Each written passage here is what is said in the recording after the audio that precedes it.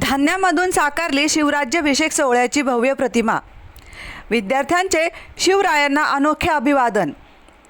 छत्रपती शिवाजी महाराजांच्या 353व्या राज्याभिषेक सोहळ्यानिमित्त अहिल्यानगर येथील आशा एज्युकेशन फाउंडेशन संचलित जय बजरंग विद्यालयाच्या विद्यार्थ्यांनी आगळ्यावेगळ्या उपक्रमातून शिवरायांप्रती आपली आदर भावना व्यक्त केली। विद्यार्थ्यांनी डाळ, तांदूळ आणि गहू या धान्यांचा वापर करून तब्बल 150 स्क्वेअर फूट आकारात शिवराज्याभिषेक सोहळ्याची भव्य आणि आकर्षक प्रतिमा साकारत सर्वांचे लक्ष वेधून घेतले। छत्रपती शिवाजी महाराजांचा राज्याभिषेक हा महाराष्ट्राच्या इतिहासातील सुवर्णक्षण मानला जातो।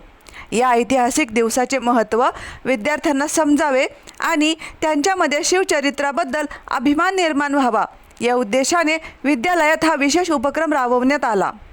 विद्यार्थ्यांनी अत्यंत संयम, कल्पकता आणि कलात्मकतेचा वापर करत धान्यांच्या माध्यमातून शिवराज्याभिषेक सोहळ्याचे जिवंत चित्र उभे केले।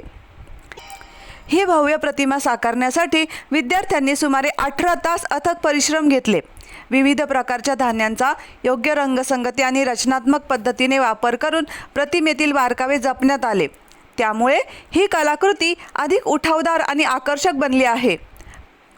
प्रतिमेतील प्रत्येक भाग विद्यार्थ्याच्या मेहनतीची आणि कलात्मक कौशल्याची साक्ष देणारा ठरला।